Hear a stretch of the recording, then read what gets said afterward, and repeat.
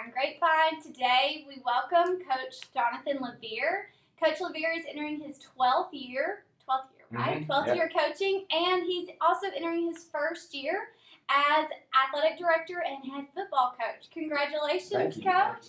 Since this is your first year as a head coach and athletic director, and you were previously an offensive coordinator, so far, what has been the difference that you've seen between the two? Yeah, I guess the biggest difference will be is managing coaches as well. So as an offensive coordinator, you're really just concerned with your side of the staff and then the kids, and then now it's, you're in charge of all the football coaches as well as all the other sports. So that's definitely the biggest difference, is managing the coaches as well. Well, as you said, with being an offensive coordinator, you got to call all the plays. Mm-hmm. So are you going to do that as the head guy, or are you going to delegate that out this year? If it's a good play, then I call it. If it's bad, my offensive coordinator did it. So my offensive coordinator will be my offensive line coach, but I'll still call the plays. Okay. So he'll help on weekends and help in the run game, but as far as the play calling, I'll still do those duties. So over the weekend before a game, y'all will sit down and kind of have a conversation of what you're looking at for the next week? Yes, like stuff he likes, stuff I like, but as far as on the game nights, I'll call it. Oh, well, that's really cool. You Yeah. still get to have that responsibility. I wanted to get rid of it a little bit, but no, so hopefully down the road I might, but right now, no. Okay, all right. So as an offensive coordinator, you get to focus fully on the offense. Mm-hmm. Now, as a head football coach, you are now in charge of all facets of the game. So how are you going to split up your time for the defense, the offense, and the special teams? Yeah, so I'm not going to coach a position. So that'll be different for me. I've always done the quarterbacks. So now this year I'll have staff for every position. I have no position I have to be at. So during practice, I'll be able to go down with the defense. In games, I'll be able to get on that side of the headset as well as special teams. So I don't have anybody when the offense comes off the field. I won't have to directly talk to any of the kids and occupy my time there. So that's really nice. It kind of reminds me, like at the college level, the head football coach, it's kind of like the CEO, gets to walk around and just monitor instead of having the responsibility of an actual position. That's really great. So that worked out good for me. Yes, absolutely. That'll be really nice. So I know that you I know that you find your sub-varsity teams very important. How are you going to manage your time with your junior high program, your freshman team, and your junior varsity squad? Yes, so I've moved the 8th grade athletic period is now going to be first with the 7th grade. So as the varsity staff will actually coach those kids. Wow. And I'll go, I'm going to call the 7th grade offense. My varsity coach will call the 7th grade defense, 8th grade offense, 8th grade defense. So in most schools, the high school staff will go with the JV and the freshmen, and so you end up with 8 or 10 coaches with the JV and freshmen, and then you end up with 3 coaches with all the 7th and 8th graders, which doesn't make sense to me. So we're kind of split. We'll have high school coaches at the junior high games, high school coaches at the JV freshman game.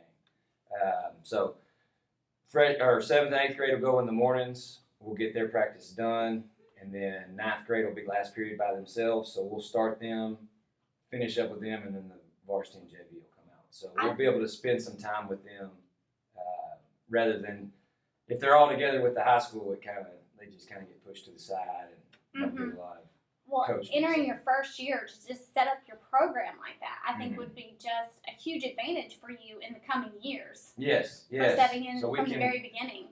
One, get a coaching, but just develop those relationships with them to hopefully keep the numbers out so we, grow as far as numbers, because with our district, we are lower in numbers as far as people participating in football. So. Oh, really? Mm-hmm. Okay.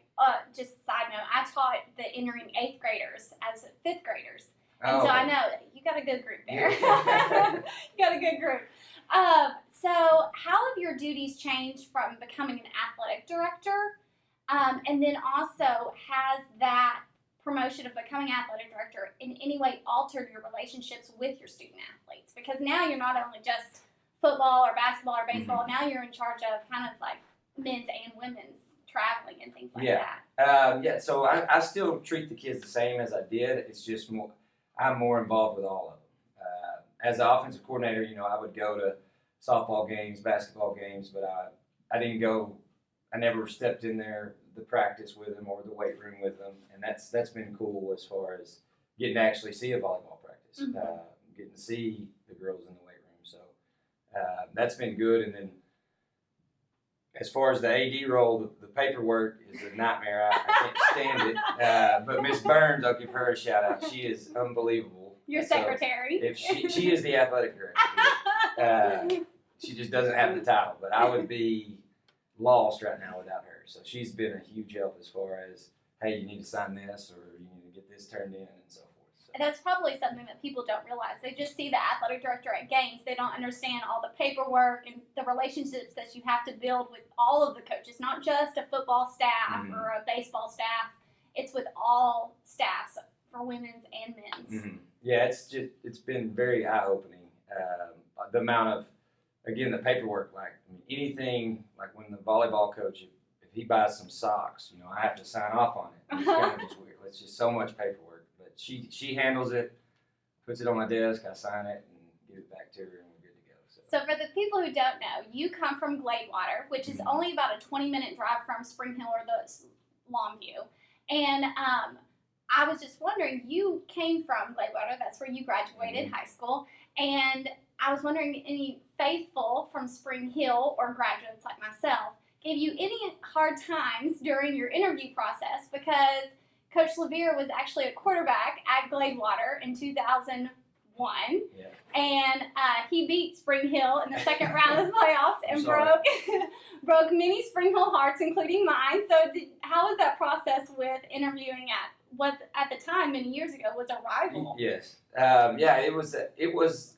I mean, it did definitely cross my mind when I applied for the job and was getting interviews. But the Spring Hill people I talked to, they were very supportive and wanted me to do it. Now, on the flip side, some of the Gladewater people, my parents included, they struggled with it. They really did. My mom she still wears a Bear shirt.